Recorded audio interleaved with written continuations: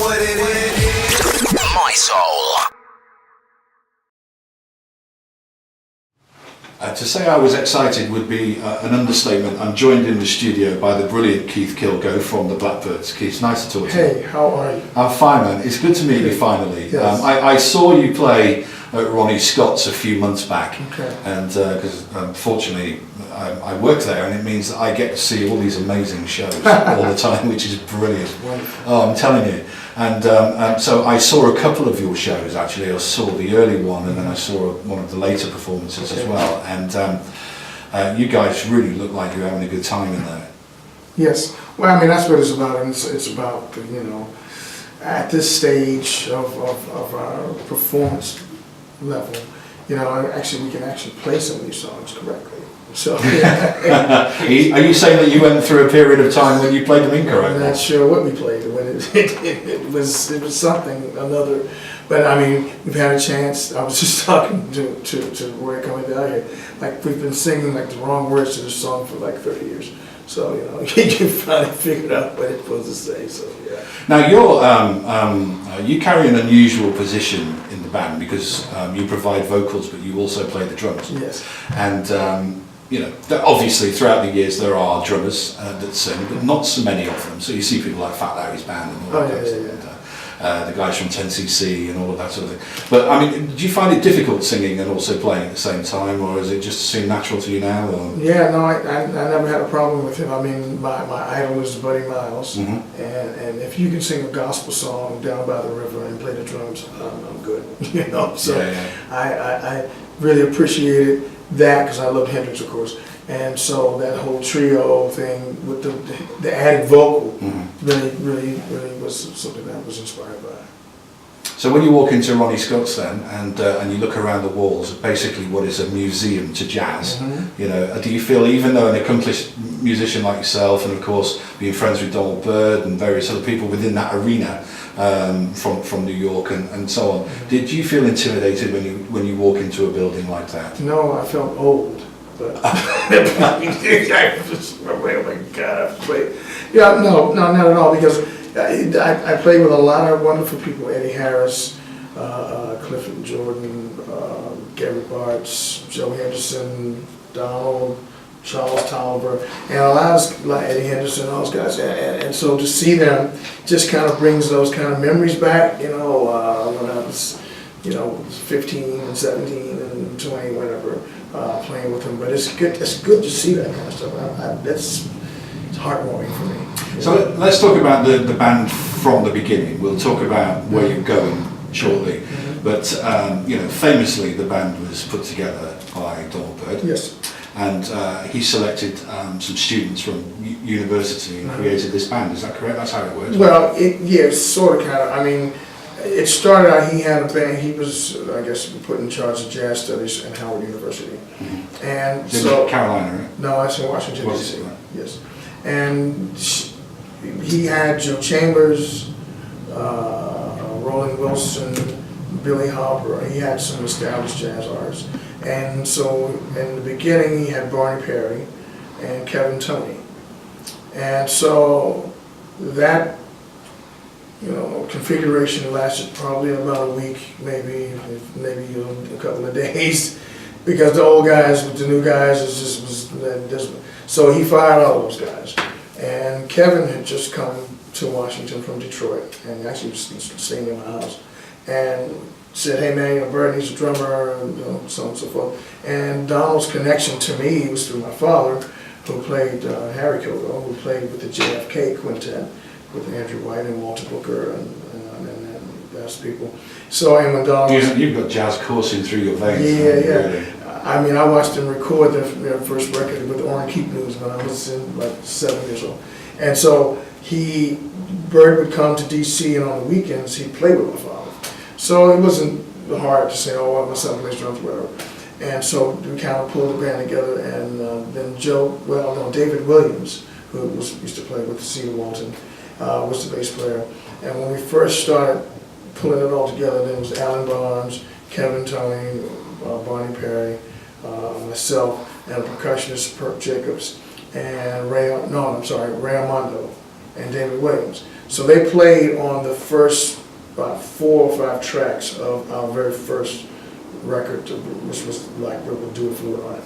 And then Bird fell out with them, so we ended up with Joe, and then we brought Joe in, and Perp Jacobs. Perp Jacobs was a fine arts major at Howard as well. He played percussion. So the band kind of was in transition. So when we got all of everybody together, then it was Alan Barnes, Barney Perry, Kevin Tony, myself, and Joe Hall. And so I'm going to. You mentioned it a couple of times there. It's quite interesting. Bird fell out with them. Did he fall out with a lot of people? Yes, he fell out with lots of people. And what was the reason for that? Was that simply because they didn't play to his standard or caliber, or what? You know? No, I mean, Bird was a Renaissance player, so he was always looking for the right next thing, you know. And so he put some stuff together and like, well, a little bit of that worked, but that don't work. So let's get rid of that. Add this in. Okay, that's almost working, but we need something else. So he was always experimenting until he got that done, that band. And when that band finally all came together, they said, yeah, that's what I'm looking at, because we were singing and playing and writing our own music, you know. And of course, he had met Fonz Mizell, because Fonz was his trumpet student, but Fonz had written for the Jacksons with the corporation from Motown, and so he kind of brought that to Donald. His brother Larry was an astrophysicist at Howard University. I don't know whatever that is, and so his technological background with his brother showed Bird how to produce a record. Because Donald really didn't know how to produce records, you know, not hit records, and stuff like that.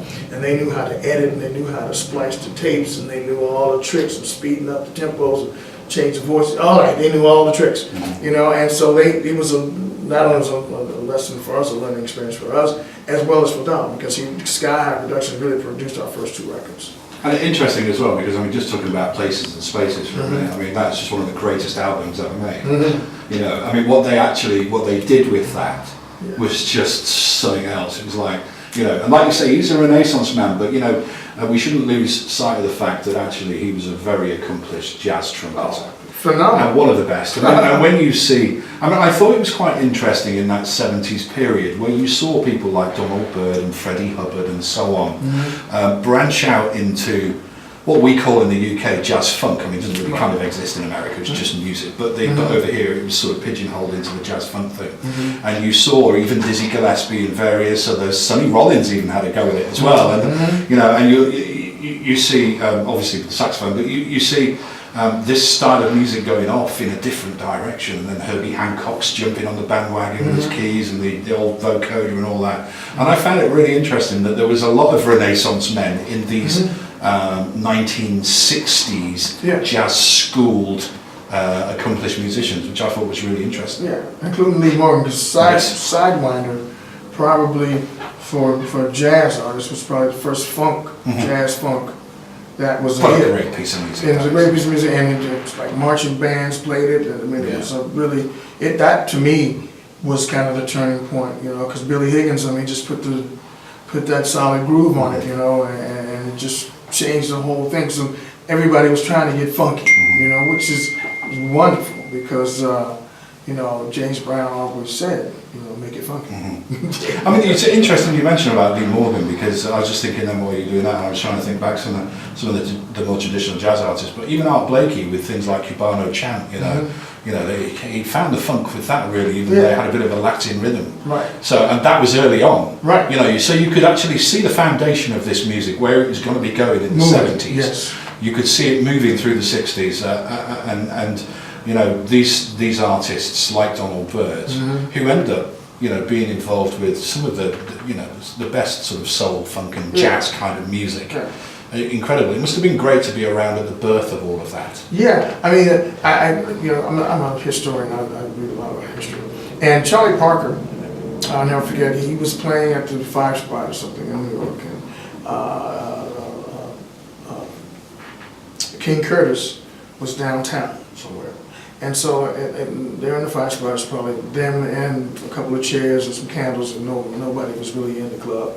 So they said, well, let's go check out King Curtis. We're gonna go downtown and just check him out. And they walked in and people were dancing and grooving, but he's like, man, I want some of that. You know, and so I think the music, you know, really catered to the people. You know, and jazz artists, you know, in their quiet little rooms and nobody in there, you know, wanted to, you know, expand. And I think that's really one of the driving forces, because if you look at how music has transitioned, when you go back to the 20s and the 30s, people danced to jazz. Jazz was a dancing music. And then when it went down to the small bands and the, you know, the quiet nights and all that, it became eclectic, you know. And so then all of a sudden, but those audiences were small, you know, and starting to move and sell records and do a art piece. You need people and young people, you know, to attract. And if you're gonna have young people, they got to be able to dance. I don't care what kind of music you play.